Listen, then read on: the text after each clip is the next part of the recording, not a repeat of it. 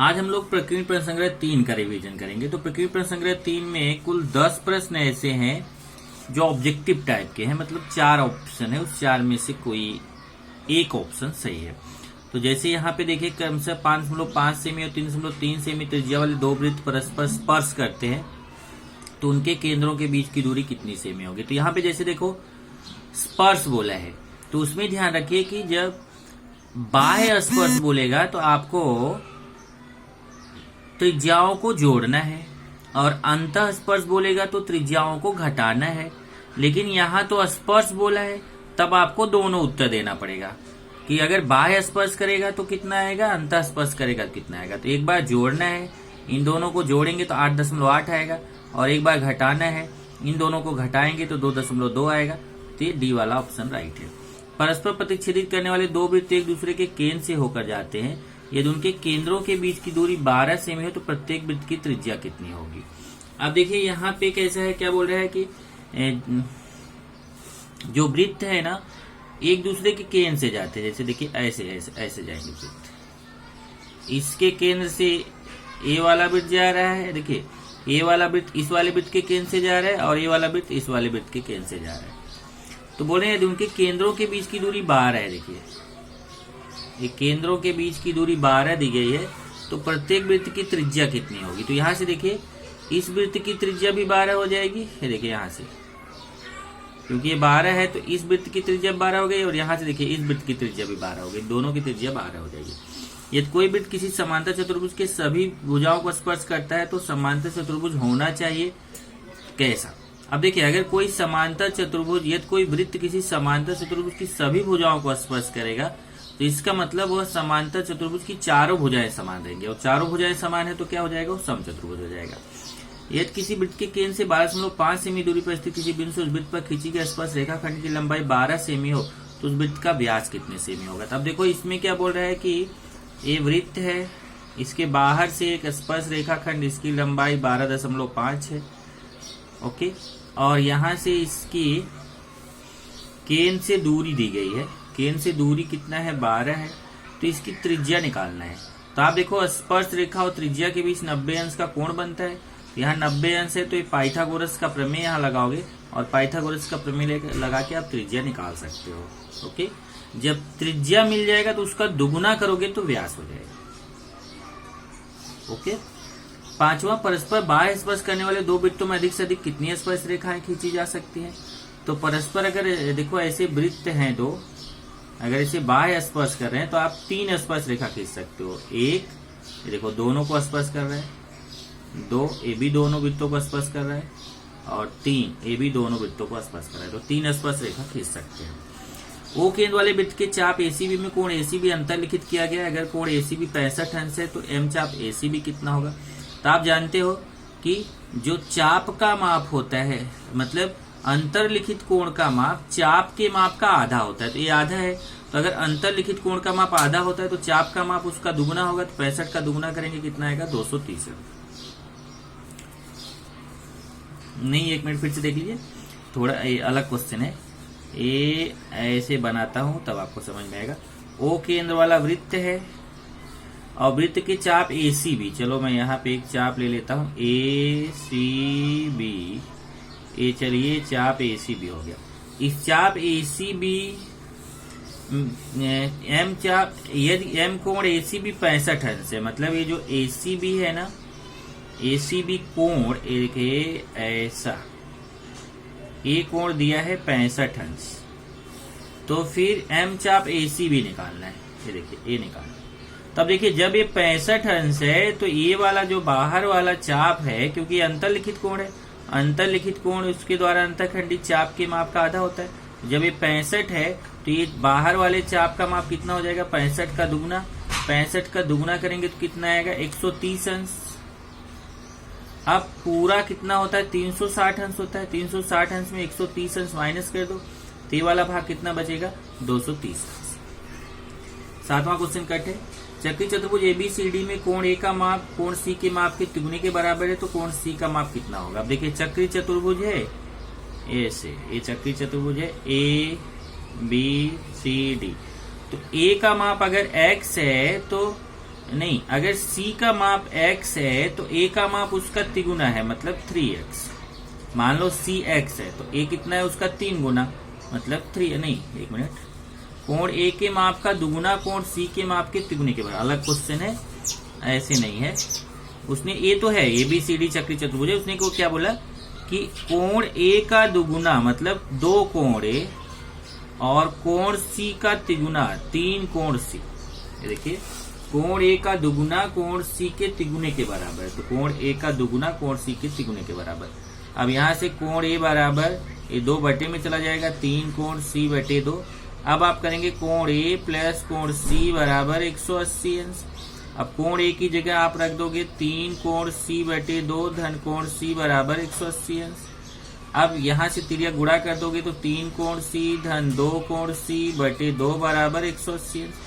3 2 5, 5 कोण C हो जाएगा, 2 उधर चला जाएगा, तो 5 कोण C बराबर 2 180 है, उसमें 2 का गुणा तो 360, तो कोण C बराबर 360 बटे 5। 360 में 5 का भाग देंगे, 5 7 35, 5 दूना 10, 72।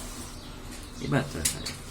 किसी वृत्त के बिंदु ABC इस प्रकार है कि एम चाप AB एम चाप BC 120 है, दोनों चापों कोई भी बिंदु समान नहीं है, तो त्रिभुज ABC किस प्रकार का त्रिभुज है। अब देखो, जैसे एक वृत्त है, अब इसमें A हो गया, B हो गया और C हो गया, तो इसमें क्या बोला है कि चाप AB और चाप BC समान है और 120 है, 120 है, 120 और 120 ये पूरा कितना हो गया 240 और पूरा 360 होता है। 360 में 240 माइनस करोगे तो ए वाला पता चल जाएगा, ए भी कितना हो जाएगा 120, 120, 120, 120।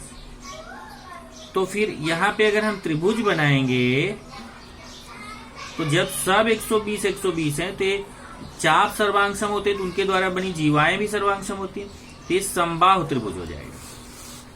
तो समबाहु त्रिभुज हो जाएगा। 9वां क्वेश्चन हो गया। 10वां देखेंगे। रेख XZ व्यास वाले वृत्त के अंतर भाग में एक बिंदु Y है, तो निम्नलिखित में से कितने कथन सत्य हैं। तो इसमें पूछ रहा है कौन सा कथन सत्य है।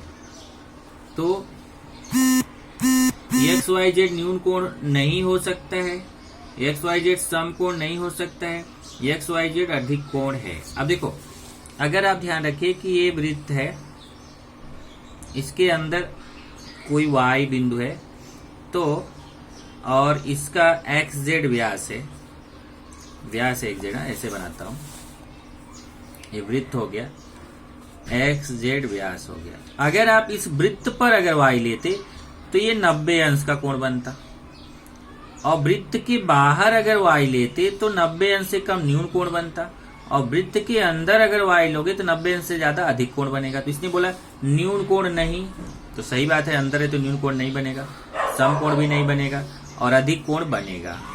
तो ये पहला, दूसरा, तीसरा तीनों कथन सही है, तो सिर्फ 3।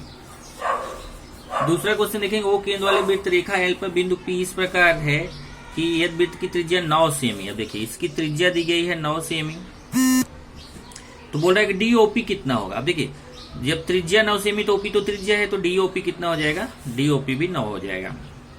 DOQ कितना होगा, अब यहां से देखिए, नहीं DOQ बोला 8 सेमी हो तो Q कहां पे रहेगा। अब देखिए, अगर ये 9 है तो अगर यहां से आप Q लेते हो 8 सेमी पर, तो Q अंदर रहेगा, क्योंकि ये देखो यहां तक आएगा तो 9 आगे गया नहीं, उससे कम ही 8 ही सेमी, तो अंदर रहेगा, Q बिंदु अंदर रहेगा, तो बिंदु Q वृत्त के अंतर भाग में रहेगा।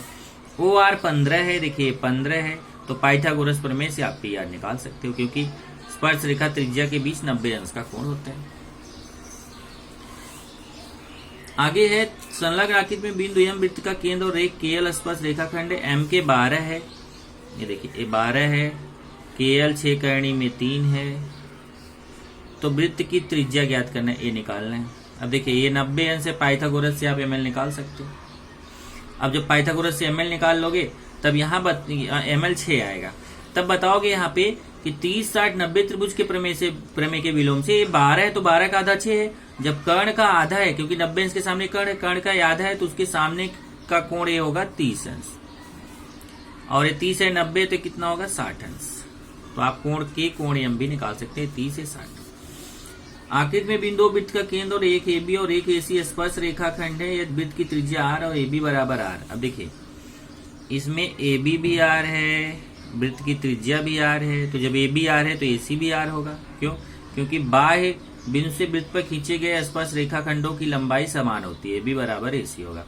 और वृत्त की त्रिज्याएं समान होती है, तो ये R है तो ये भी R हो जाएगा। तो यहाँ पे देखिए एक आपका समचतुर्भुज बन गया। तो सिद्ध करना है कि वर्ग है।